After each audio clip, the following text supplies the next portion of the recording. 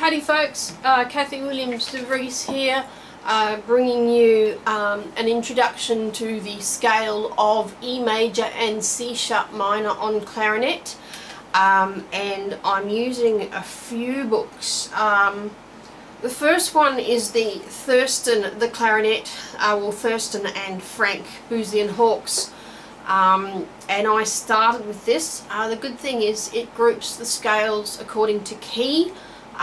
You get irregular scale, arpeggios, interrupted scale, and scales in thirds. And then further on to that, I then use the Baermann method for clarinet third division. Unfortunately, it's grouped by scale type rather than key, so you've got to pick through them. But they also have returning scales and a few more broken chords plus scales in thirds and sixths, and I also use the Klose hardback complete method. So I use a fair few books. Now, E major and C sharp minor, you're looking at 4 sharps. And in the case of C sharp minor, you're also looking at a potential A sharp and B sharp. There are a couple of areas on the scale. Actually, the scale itself in complete form is not easy. But there's plenty of work for the pinky fingers. We need the right hand E for the left hand F sharp, right hand A. And of course going from B, C sharp, D sharp. But there's also the difficulty of going B, C sharp, D sharp. And that applies to the next octave. Although you don't have an A sharp unless you are doing C sharp minor melodic. And also in the altissimo register, going from C sharp to D sharp to E, making sure that you don't have the little finger down on the C sharp.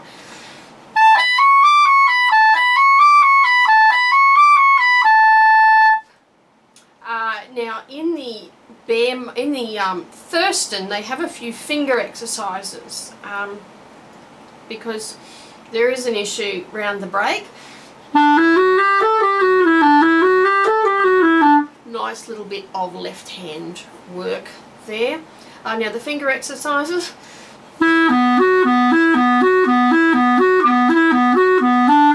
So that's a nice little left hand exercise, making sure that you coordinate all the fingers. Also the next exercise. Again, very nice little left hand exercise. And then a right hand exercise.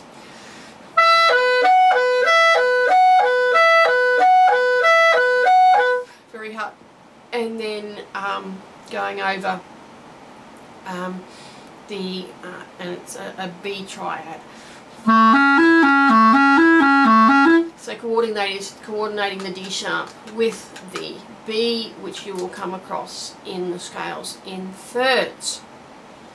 And may I note, I'm a big fan of the Polacek Advanced Studies, and there's a very excellent etude. Actually, it's the first etude, which is in E major, which is absolutely brilliant. But we start with E major, so as I said, right, left, right.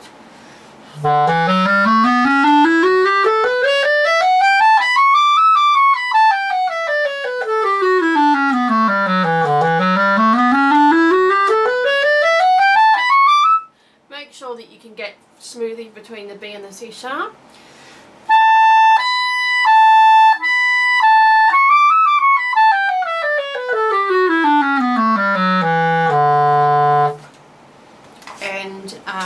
If you're looking at the Baermann has a little arpeggio at the end.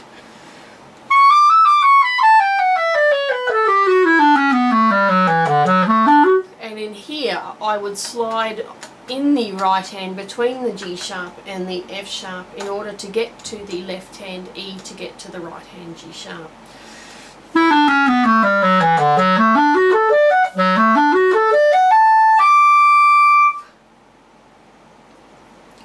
C sharp minor, here we are doing an A sharp, so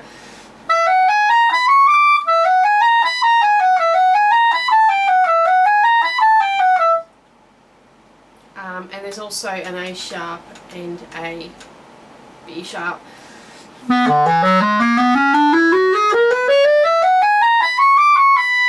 And we've got that little that you might want to practice.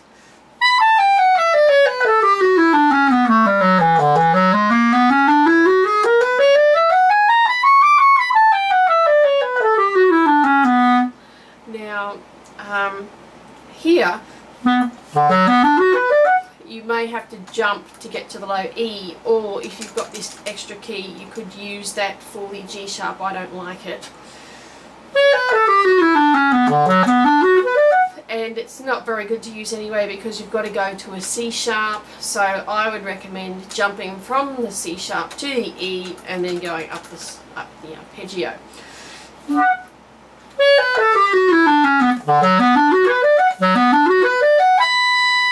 That's my personal preference. And then, going on from those scales, we now come to the interrupted scale. Very, very excellent work for the little fingers.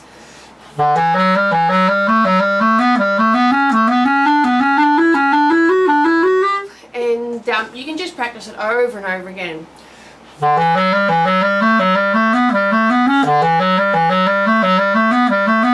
Especially with the and then going on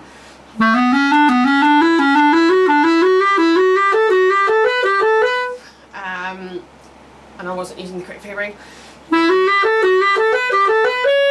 Now here there is nothing to do except to slide to the B, unless you're using this key, this extra E flat key. I know a lot of us don't have it.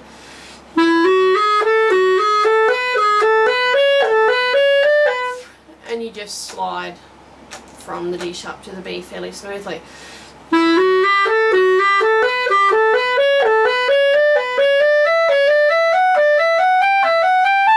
And then going into the altissimo, don't put the E flat key down for the C sharp.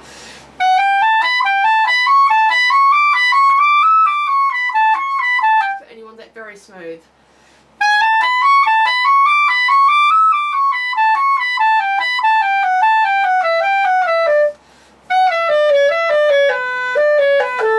And here there's nothing else but to slide.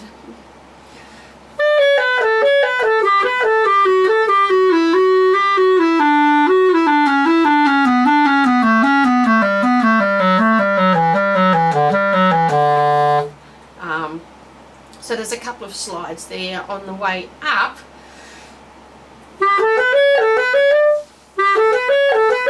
And on the way down.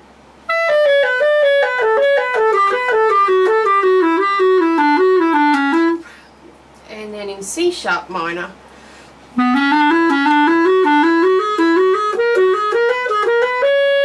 You're going to need to slide again to the B sharp there.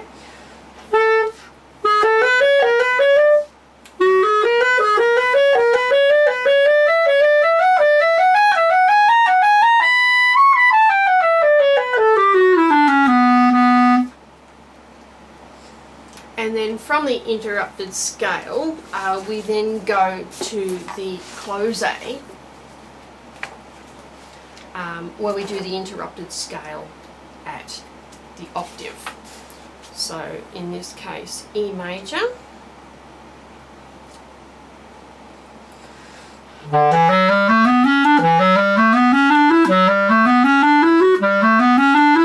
And you may be wondering why I advocate doing these interrupted scales. It's to get you used to starting on a scale, not on the tonic. Because if we just practice the scales for our AMEB or ABRSM or Trinity exams, that's not going to help you when you come across a piece and it has scale passages, but they don't start on the tonic. This is why I love Baermann, or I love the Klose. The Klose octaves are brilliant.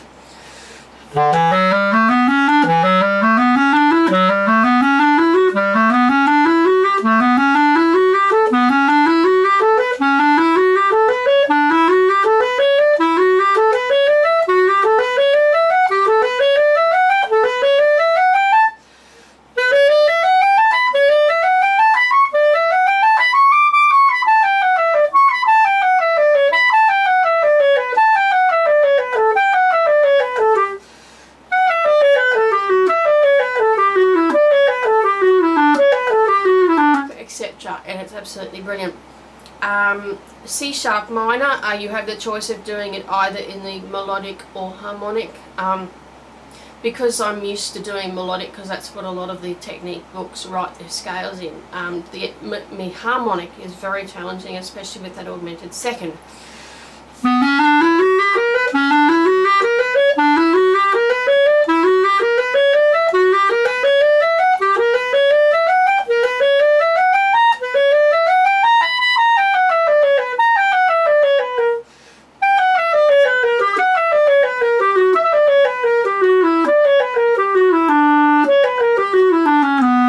Much easier.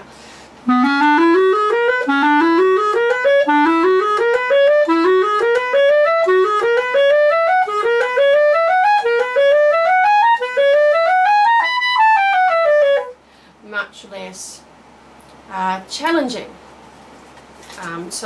And then we come to the returning scale, and this is very good because it gets you in the mood for the thirds. So make sure that we're using the right fingerings in order to get to the G sharp and D sharp.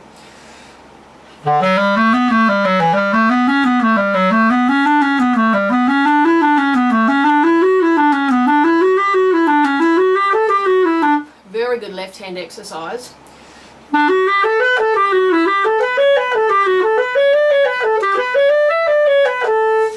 Here we will have to slide in order to get to the B, unless you want to use the clacky E sharp, E B flat key. So make sure the finger's well lubricated.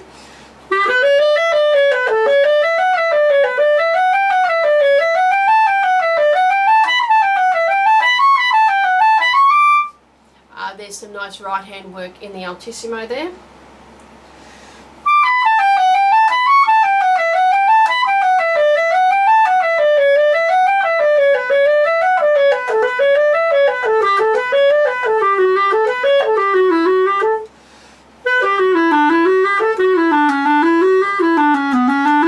And here very good between your D sharp and C sharp.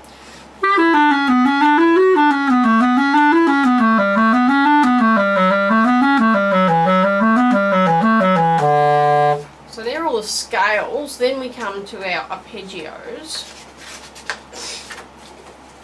and I'm doing Baermann here, because Baermann is pretty much the same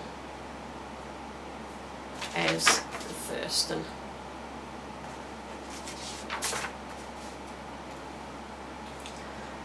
Again, making sure you use the right low E in order to get to the left hand E in order to get to the right hand G sharp.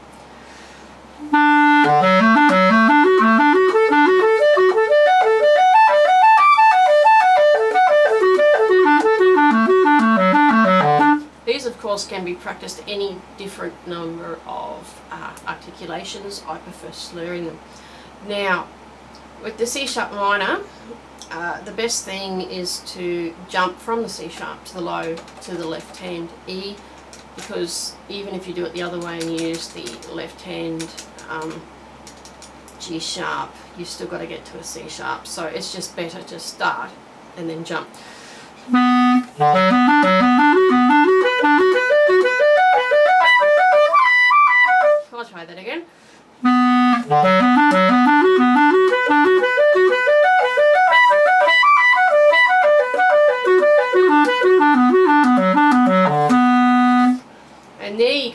jump. Not so easy. Jump from the low E on the left hand to the C sharp. Then once you've done those, flick over a few pages and you come to the broken chords. E major, not such a drama.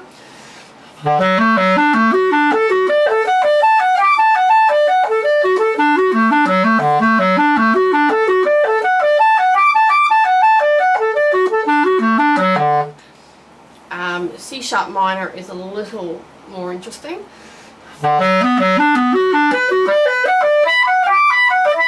Make sure you get from the G sharp to the E and don't leave the little finger down, otherwise you'll get an F.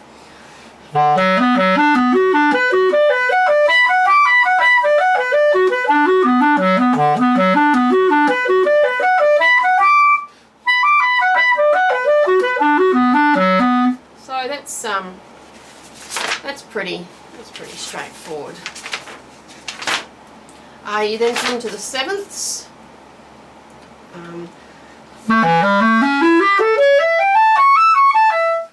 I prefer to use the overblown B flat as the F sharp.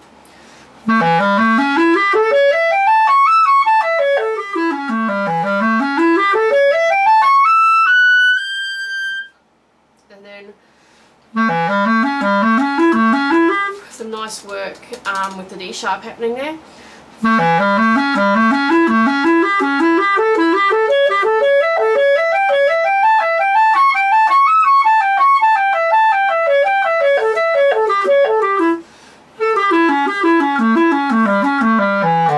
And then I would do the next one a little slower so you can get a good legato. So then you've got F sharp to D sharp, quite challenging. D sharp to B.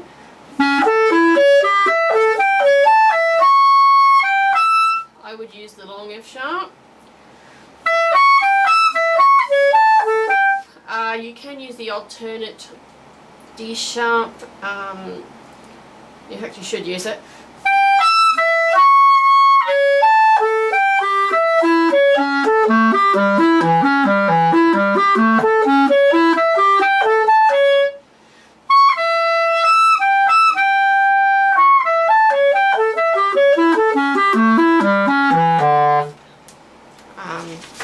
So that's the chord of the seventh.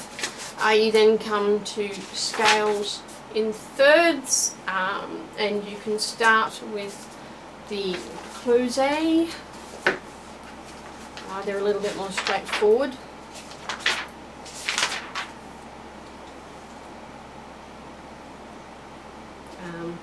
And I find that the Shallow and going over the break part, that's where it starts in the Klose.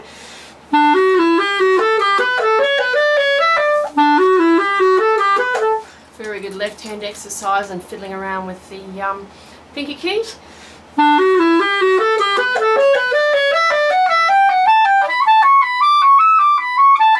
And in the altissimo, making sure that you don't leave the E flat key down for the C sharp.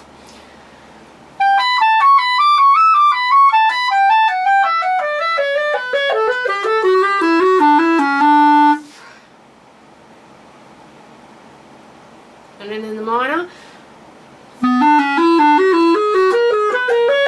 So very good left hand exercise and fiddling around with the pinky keys.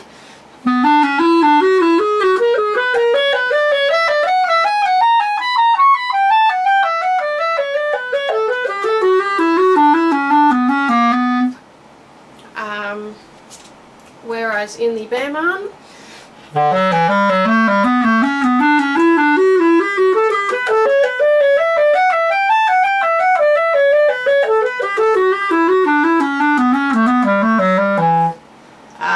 in this case I would use the left hand F sharp.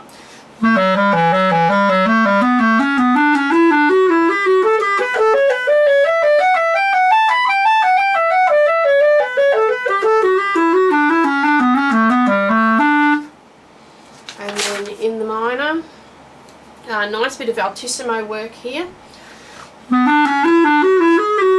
And very good left hand upper shallow and throat tone work.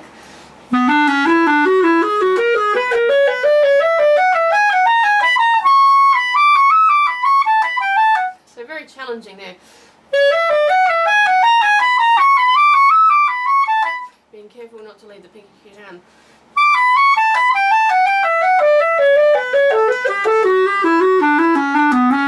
And it's not written, but that should be a B sharp. Very good upper shallow throat tone work.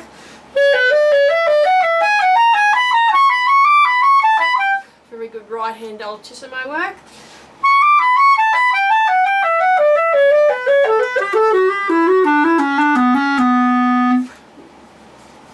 So, done with scales in thirds, we then come to scales in sixths. And the Klose is quite straightforward.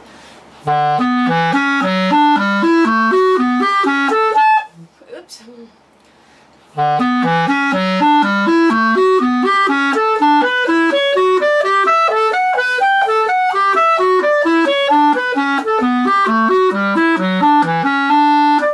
But I bet the minor's pretty tricky.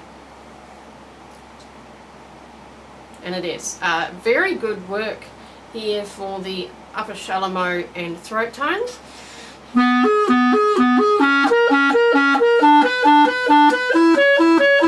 So especially a lot of fingers to coordinate there.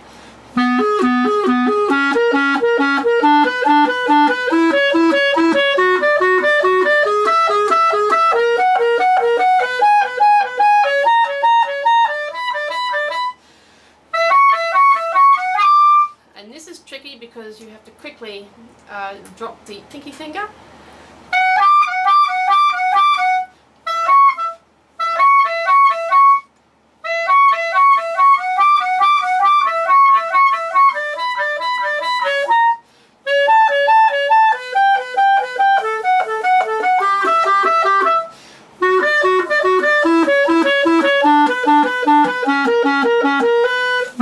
Very challenging there, much more so than the Baermann, but then as I said in other videos, I use the Baermann for long tone and legato practice.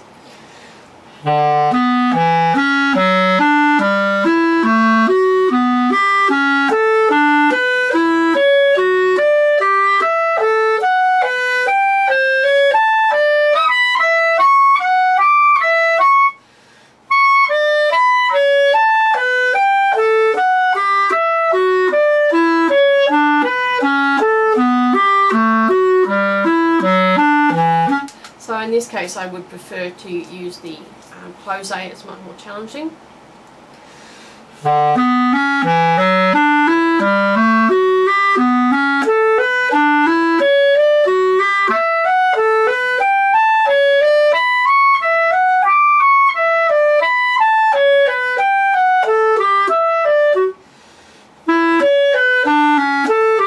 So there you got the D sharp to the B again.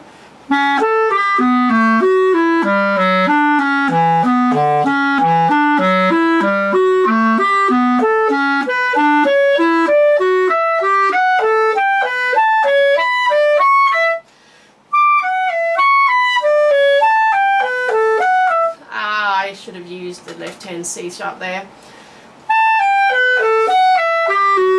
Sometimes I get a bit lazy.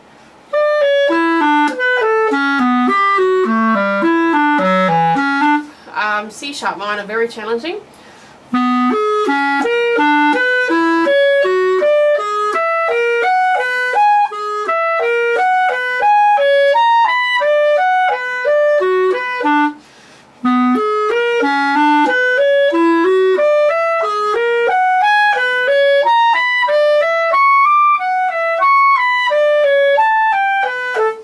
Here again, use the left hand C sharp.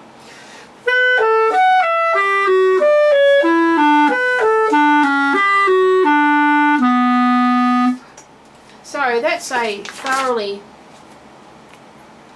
good workout for E major and C sharp minor. Let me just play you a little bit of the Polacek and you'll see what a good a good companion this exercise would be for this scale.